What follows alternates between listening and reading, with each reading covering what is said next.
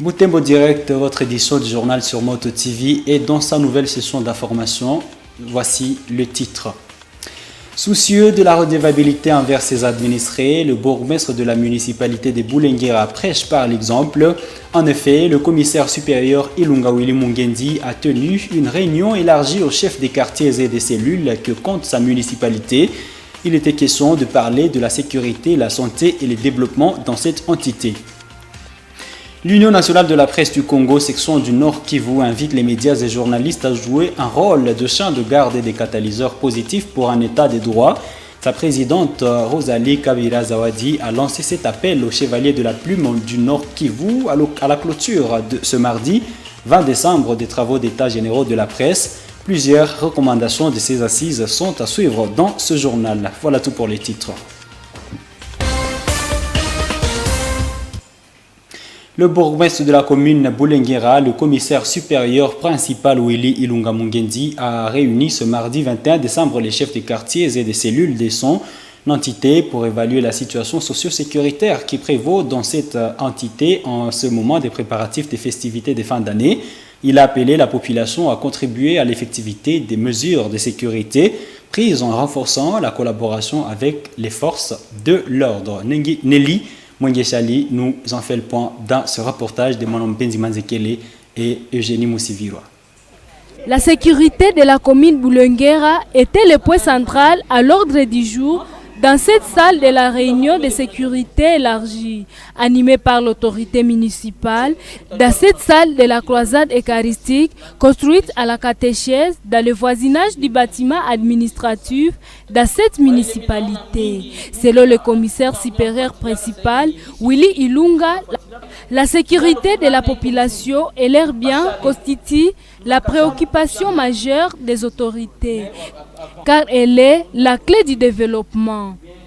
Ainsi, dans ce contexte particulier de fêtes de fin d'année, le bourgmestre de Boulenguera appelle la population à soutenir des mesures de sécurité mises en place pour assurer la sécurité des habitants et leurs biens.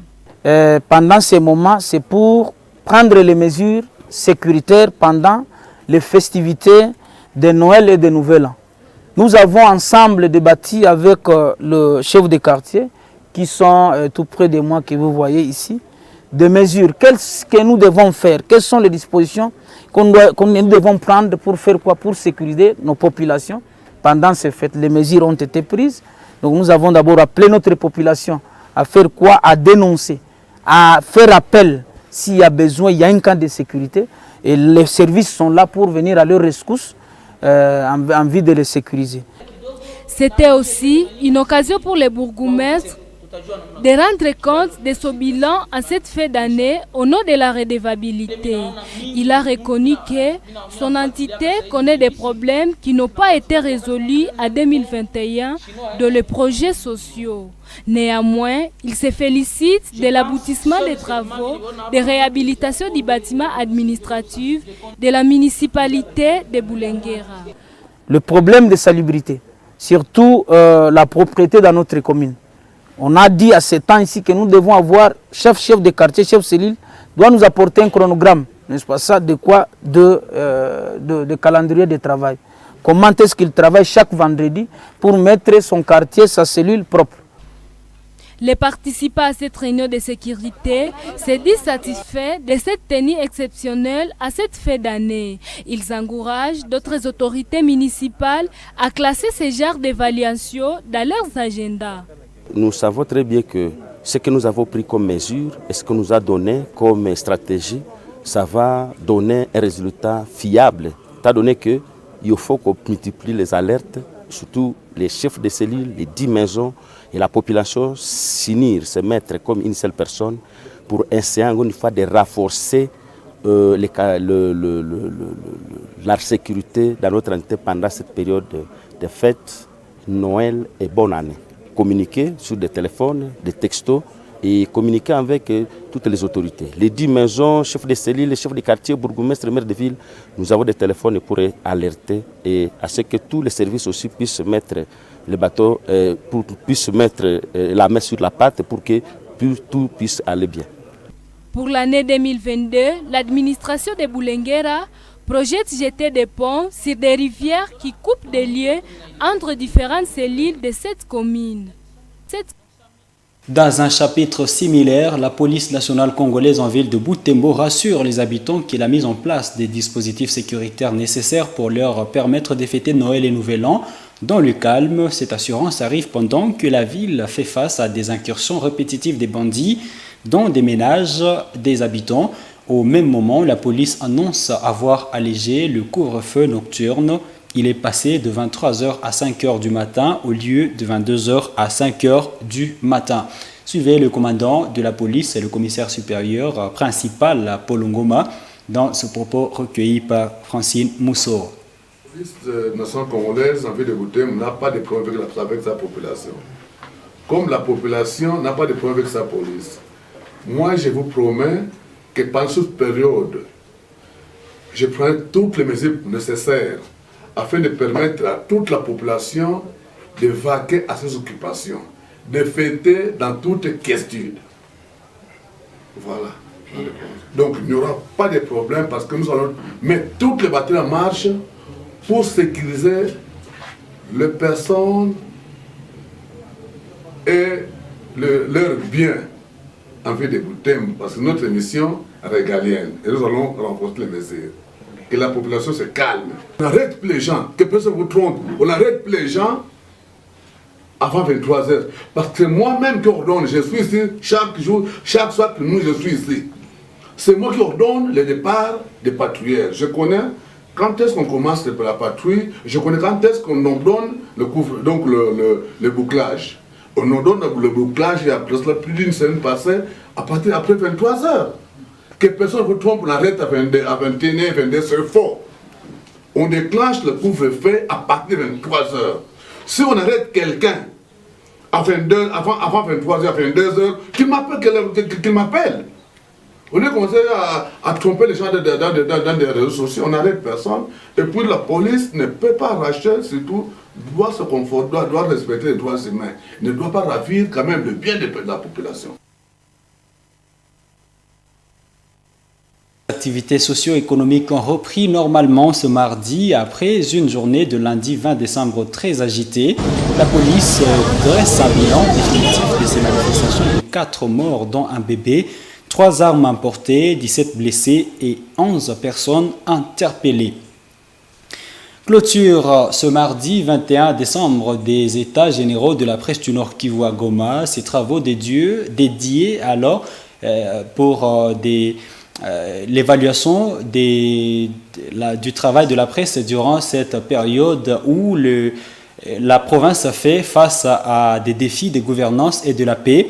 Il visait à rassembler les journalistes de tous bords autour d'une table et réfléchir sur l'amélioration des conditions de travail des journalistes congolais dans un contexte d'un pays où la démocratie est jeune et où la paix demeure une denrée rare. Nos confrères de la RTNC Goma nous en font le point dans ce reportage. Il s'est clôturé ce mardi 22 décembre 2021 les travaux des États généraux de la presse du Nord Kivu, organisés par l'Union nationale de la presse au Congo, section provinciale du Nord Kivu. La deuxième et dernière journée a été consacrée à l'adoption des recommandations formulées aux journalistes, au gouvernement, aux partenaires et aux responsables des organes de presse de la province du Nord Kivu, ainsi qu'aux instances nationales. Pour Jacques Vaeni, secrétaire exécutif de l'INPC Nord Kivu, ces assises ont permis à tous les journalistes de poser les diagnostics en proposant des pistes de solutions. Au sujet des radios, nous avons réalisé par exemple qu'il y a beaucoup de radios qui se sont installées sans penser à la viabilité économique de ces organisations, de ces entreprises. Et du coup, cela fait que les journalistes qui sont commis à ces radios ne peuvent pas avoir de contrat de travail, moins encore du salaire, et c'est comme ça qu'ils deviennent des mendiants. Nous avons aussi dit que le pouvoir public devrait aussi s'adonner à un contrôle régulier des organes de presse pour qu'il n'y ait pas dans ce secteur ce que je peux appeler de la jungle, oui, des initiatives contre nature qui bafouent la loi. Valérie Mokosa-Senke, présidente de la commission discipline de l'UNPC Nord Kivu, dit qu'une mise à garde est adressée aux journalistes qui ne vont pas respecter les obligations de la presse. L'idéal pour nous, c'est déjà voir là où ça ne marche pas, comme nous avons eu le temps de repasser les plaies.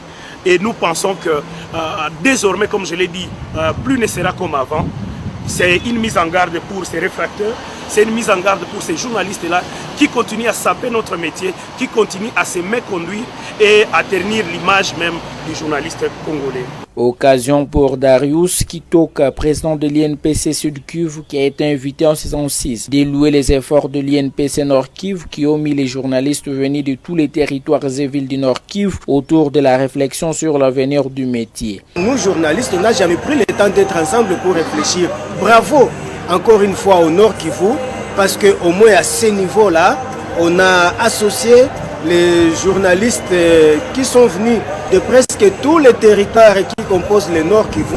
C'est déjà un modèle à suivre. Notons qu'ici, sous le thème « Réponser le travail de la presse au Nord Kivu face aux défis de la gouvernance et de la paix » que ces états généraux est organisé du 20 au 21 décembre 2021.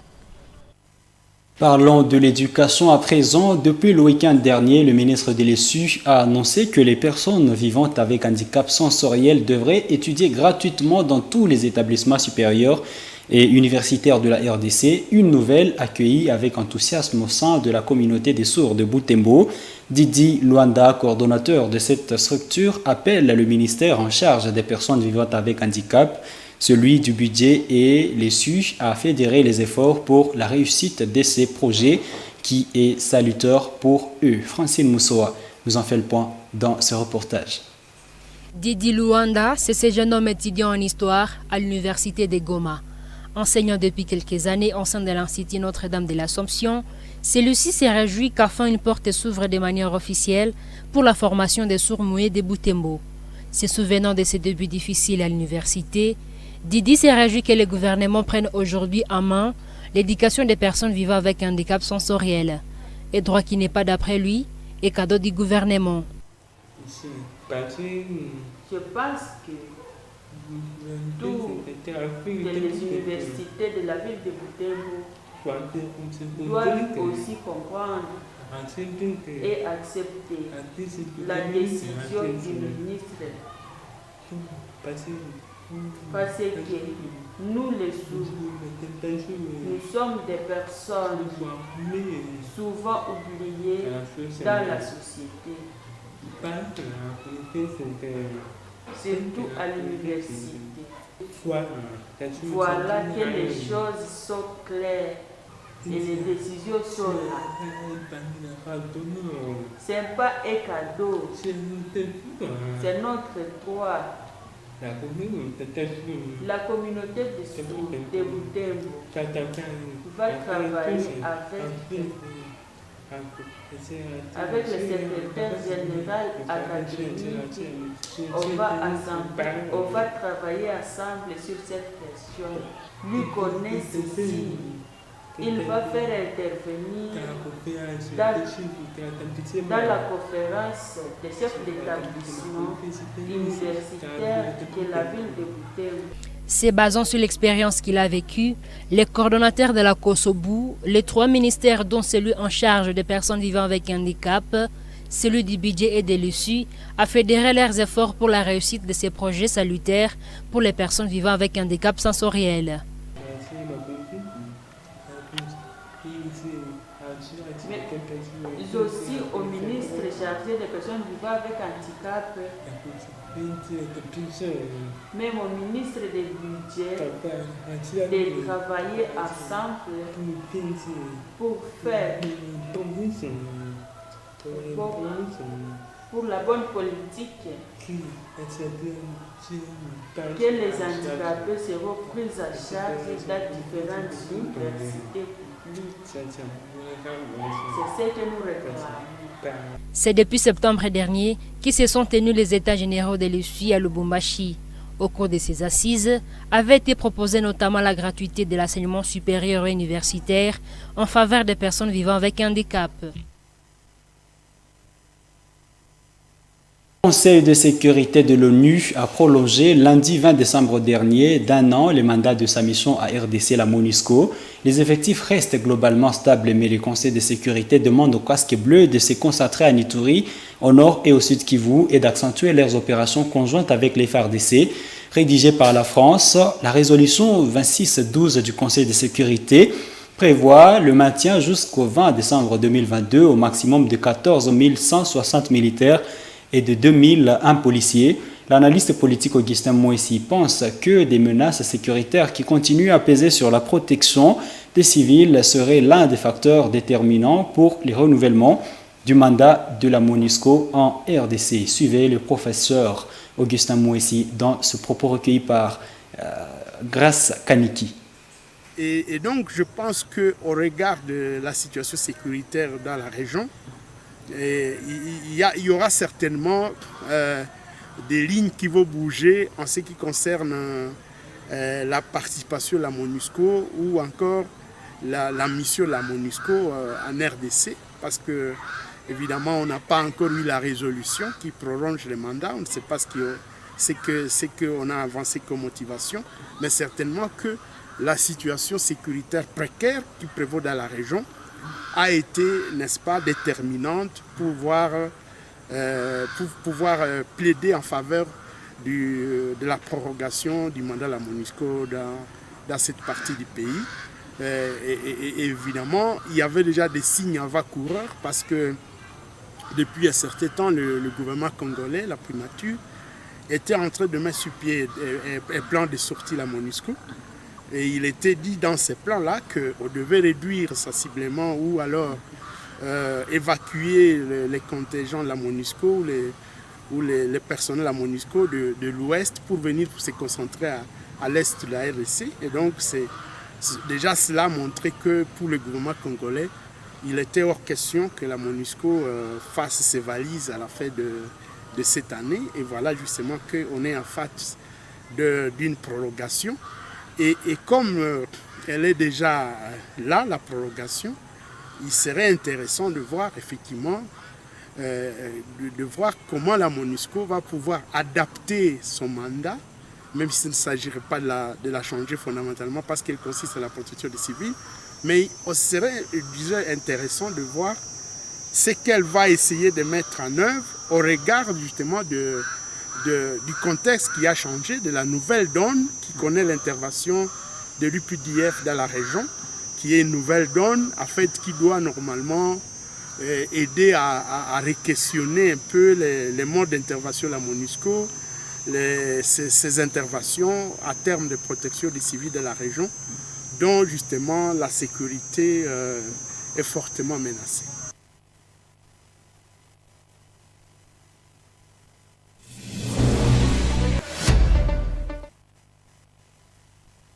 Football, poursuite du championnat local de la première division au stade André Van Nevel ce mardi 30 novembre 2021. Au menu, une seule rencontre. Isesport a battu le Football Club Colombe de la Paix par une note de 4-1. Suivez ce reportage de Samuel Wainda.